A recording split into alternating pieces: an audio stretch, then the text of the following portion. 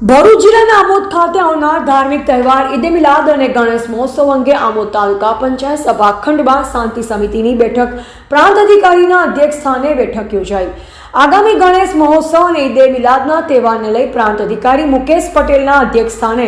આમોદ તાલુકા પંચાયતના સભાખંડમાં શાંતિ સમિતિની બેઠક મળી, જેમાં તહેવારોની ઉજવણી એકબીજા સાથે હળીમળી શાંતિપૂર્વક ઉજવાય તે અંગે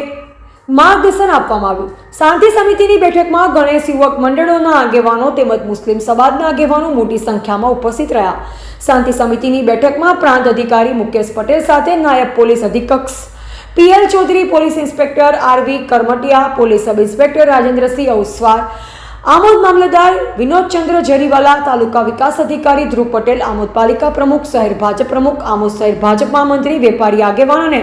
આમોદ ગણેશ યુવક મંડળના પ્રમુખ સહિત ગણેશ યુવક મંડળના આગેવાનો તેમજ રાજકીય આગેવાનો, આમોદ પાલિકાના કર્મચારીઓ, વન વિભાગના કર્મચારી તેમજ વીજ કંપનીના અધિકારીઓ ઉપસ્થિત રહ્યા। બેઠકમાં ગણેશ મહોત્સવને લઈ શોભાયાત્રા રૂટ ઉપર ખાડાઓનું પુરાણ કરવું, લાઇટિંગની વ્યવસ્થા, રૂટ ઉપરના નડતરરૂપ દબાણ દૂર કરવા, વીજ વાયરો ઊંચા કરવા, મોટા તળાવ ખાતે મગરનો ભય હોવાથી મગરનું રેસ્ક્યુ કરવા સહિતના ગણેશ યુવક મંડળોના પ્રશ્ન અંગે પ્રાંત અધિકારી મુકેશ પટેલે જવાબ અધિકારીઓને સૂચનો કરી વહેલી તકે કામગીરી પૂર્ણ કરવા જણાવ્યું। રિપોર્ટર સફીક બાપુ, આમોદ।